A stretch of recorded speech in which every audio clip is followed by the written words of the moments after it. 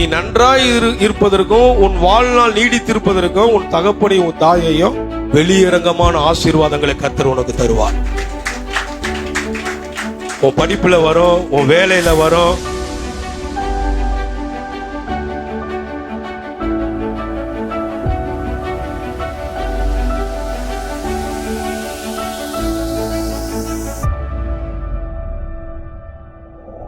நீ நன்றாய் இருப்பதற்கும் உன் வாழ்நாள் நீடித்திருப்பதற்கும் உன் தகப்பனையும் உன் தாயையும்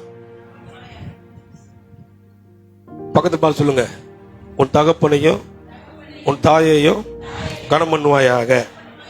ஆமே. ஏன்? நான் நன்றா இருக்கணும். நான் சொல்றேங்க, நான் நன்றா இருக்கணும்னா இந்த காரியத்தை என்ன பண்ணணும்? கர்த்தர் சொல்லிட்டாருன்னா அதை செஞ்சுதான். அப்ப தகப்பனையும் தாயை என்ன பண்ணணும்? நீ எவ்வளவு பெரிய ஆளா கூட இருந்துக்க, தகப்பனையும் தாயை தள்ளி விட்டுட்ட, கனம் பண்ணல, பேசிட்ட அப்படின்னா அது தேவனுக்கு கீழ்ப்படியாத ஒரு காரியம். சரி, எப்ப இந்த சத்தியத்தை எப்ப நீங்க பின்பற்ற முடியும்? தகப்பனையும் தாயை எப்ப கனம் பண்ண முடியும்? நீங்க சர்ச்சில் உட்கார்ந்து சத்தியத்தை கேட்டாதான்.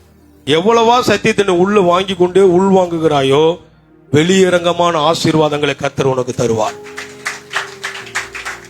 உன் படிப்புல வரும், உன் வேலையில வரும். ஒரு பிள்ளை தகப்பனையும் தாயும் என்ன பண்ணணும்? கட்டாயமா வேத வசனம் அதை அப்படியே பின்பற்றணும். இன்னைக்கு வரைக்கும் எங்க அம்மாவெல்லாம் நாங்க கனம் பண்றோம். இன்னைக்கு எங்க அம்மாவை நாங்க தள்ளி நின்று சொன்னதில்லை, கனம் பண்ணிக்கிட்டு இருக்கிறோம். காரணம் நாங்கன்னா எங்க அம்மா எங்களை பெற்றிருக்கிறாங்க, வளர்த்திருக்கிறாங்க, இந்த பூமியில கொண்டு வந்திருக்கிறாங்க, கொண்டு வருவதற்கு ஒரு கருவியா இருந்திருக்கிறாங்க. கடவுள் இந்த பூமியில எங்களை கொண்டு வருவதற்கு தாயை ஒரு கருவியா பயன்படுத்தி இருக்கிறார். அப்ப அவங்களுக்கு நாங்க என்ன பண்ணணும்? கனத்தை கொடுக்கணும். ஹலோ, மனைவி வந்தோடனே எங்க அம்மா தள்ளி விட்டுற முடியுமா?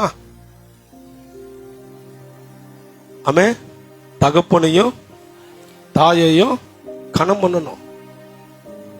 அப்படி கனம் பண்ணி பாருங்களேன். சில நேரங்கள நம்மளே போய் எலிக்குண்டுல மாட்டிக்கிட்டு, கர்த்தர் தாங்க இதை அனுமதிச்சாரு, கர்த்தர் தாங்க இதை கொண்டு வந்திருக்கிறாரு, கர்த்தர் தாங்க இதை செய்யறாரு, என்னைக்குதான் என் வாழ்க்கையில விடிவு காலம் வரும்னு தெரியலங்க, கர்த்தர் என்னைக்குதான் என் மேல என் குடும்பத்து மேல மனம் இறங்குவாருன்னு தெரியலங்க.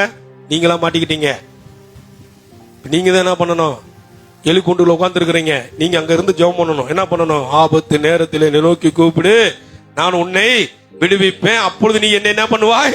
மகிமைப்படுத்துவாய். நீங்க கூப்பிட்டா கர்த்தர் அங்க விடுவிப்பார் உங்களை.